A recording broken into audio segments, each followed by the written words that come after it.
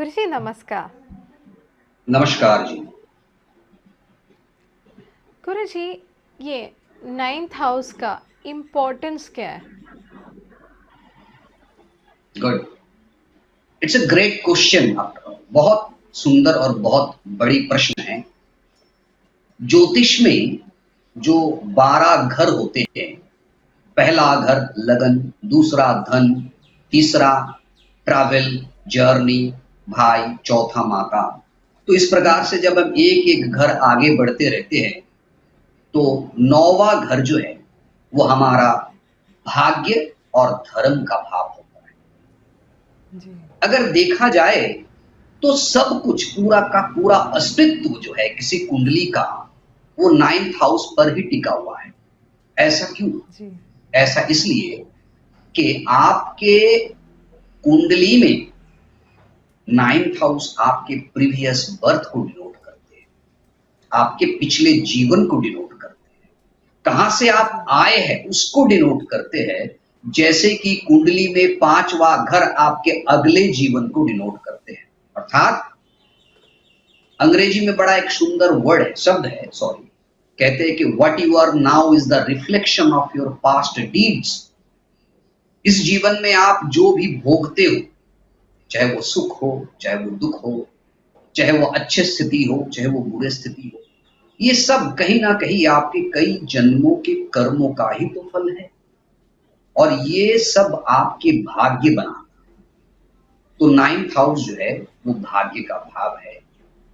9th house को सिर्फ भाग्य का भाव बोलने से उनकी जो डिग्निटी है, उनकी जो मैग्नीट्यूड है, उनको आंका नहीं जा सकता, छोटा हो जाता है। जैसे मैं आपको कहूं कि हिमालय एक पहाड़ है, तो हिमालय की जो व्याख्या है ना वो अधूरी हो जाती है। हिमालय की व्याख्या हिमालय की तरह महान होना चाहिए। बिल्कुल 9th हाउस की जो व्याख्या है वो 9th हाउस की तरह ही होना चाहिए, भाग्य आफ्टर ऑल।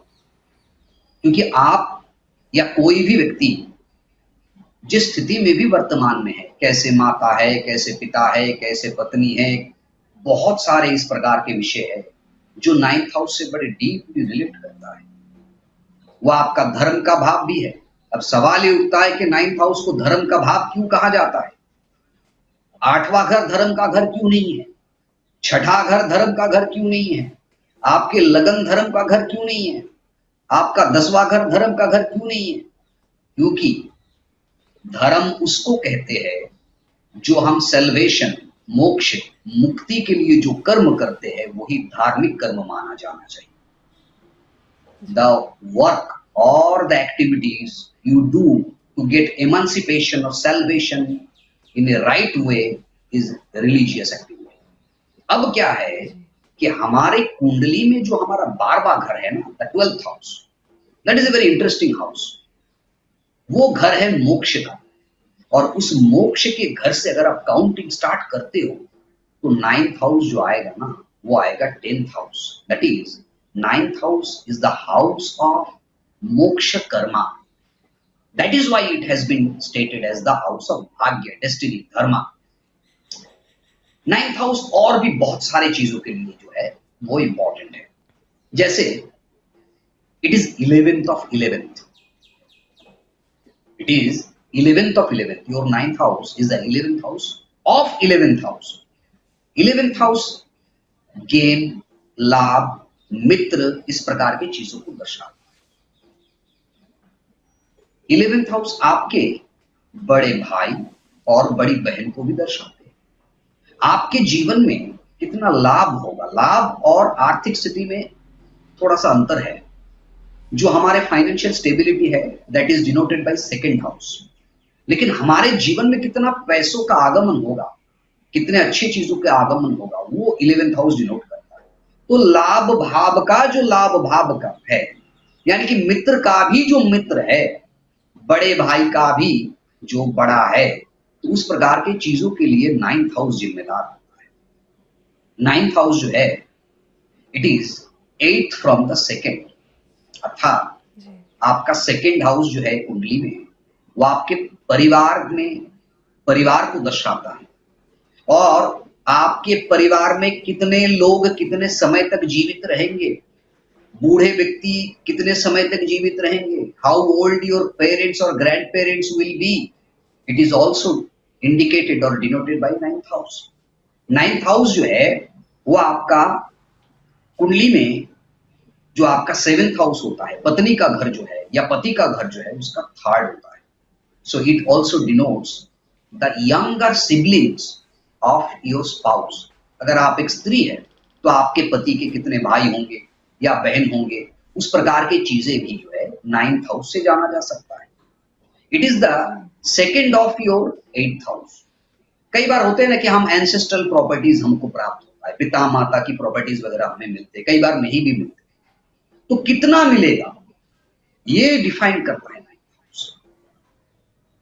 और एक चीज भी है, आपके दुश्मन कहाँ रहते हैं, बड़ा इंटरेस्टिंग चीज है। बहुत सारे होते हैं, बहुत सारे लोग मेरे पास आते हैं, प्रश्न पूछते हैं कि हमारे जो दुश्मन है वो कहाँ रहते हैं। तो आपके आपके जो दुश्मन है, आपके जो शत्रु है, उसके घर, उसके मकान, उसके वाहन कैसे होंगे, उसके घर का कलर कैसा होगा, उसके मकान कैसे होंगे, this all can be judged from the ninth house.